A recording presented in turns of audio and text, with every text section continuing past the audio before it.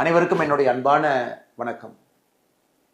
நம்முடைய வீத லீடர்ஸ் குடும்பத்தில் இருக்கக்கூடிய நம் அனைவரும் ஒன்றாக இணைந்து ஒரு பெரிய முன்னெடுப்பை இந்த ஜூலை மாதம் முழுவதும் நம்ம எடுக்க இருக்கின்றோம்.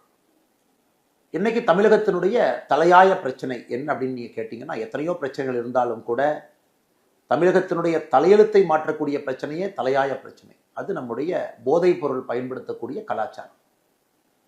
எங்கே பார்த்தாலும் கூட போதைப் பொருளுடைய புழக்கம் அதிகமாக இருக்கிறது.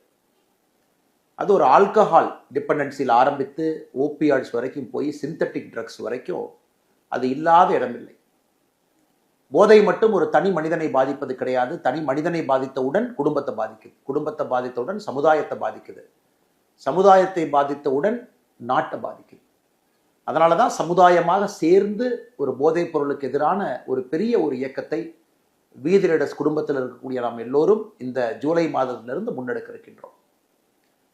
கிட்டத்தட்ட 19 லட்சம் நம்முடைய குடும்பத்தினுடைய உறுப்பினர்கள் இந்த இயக்கத்தில் நம்ம கையில் எடுக்கிறோம்.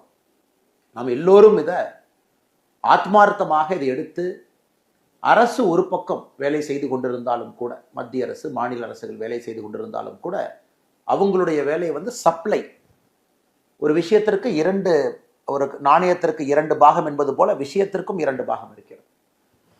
போதைப் பொருளை பொறுத்தவரை சப்ளை ஒரு பக்கம், டிமாண்ட் ஒரு பக்கம். சப்ளையர்ஸை கட்டுப்படுத்த வேண்டியது அரசனுடைய முதல் கடமை, அதை அவங்க செய்யட்டும். ஆனால் நம்முடைய வேலையெல்லாம் ஒரு சமுதாய இயக்கமாக டிமாண்ட் சைடை நம்ம கட்டுப்படுத்த வேண்டிய கட்டாயம் நமக்கு இருக்கு.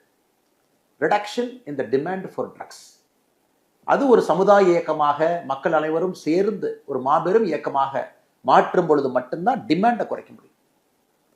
இன்னைக்கு மத்திய மாநில அரசுகள் எல்லாம் நிறைய விஷயங்களை முன்னெடுத்தாலும் கூட வீத லீடர்ஸ்ல நாம் எல்லோரும் இணைந்து ஒரு குடும்பமாக அதை முன்னெடுக்கும் பொழுது ஒரு பெரிய மாற்றத்தை தமிழகத்தில் ஏற்படுத்த முடியும் என்று முழுமையாக நான் நம்புகின்றேன்.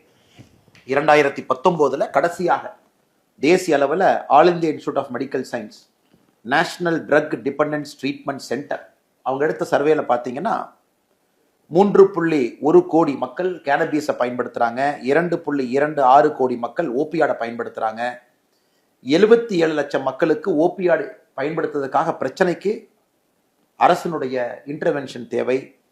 அதே நேரத்தில் டெய்லி ட்ரக் யூசர்ஸ் இன்ஜெக்ஷன் மூலமாக இன்ஜெக்ட் பண்ணி தினமும் ட்ரக் யூசர் பயன்படுத்துறவங்க 8.5 லட்சம். இந்த நம்பரை பார்க்கும் பொழுது ரொம்ப கம்மியா தெரியுதுங்க. ஏன்னா 2019 எடுக்கப்பட்ட டேட்டா. ஆனா இன்னைக்கு நாம 2026 7 ஆண்டுகள் கழித்து பேசும் பொழுது நிச்சயமா இதெல்லாம் பல முறை மல்டிப்ளை ஆயிருக்கு. மத்திய அரசு இப்பதான் 2025-26 ட்ரக் யூசர் சர்வே ஆரம்பிச்சிருக்கிறாங்க. அது 2020